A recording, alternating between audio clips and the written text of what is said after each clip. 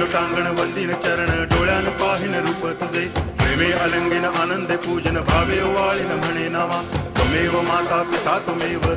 बंधुश्च सखा त्वमेव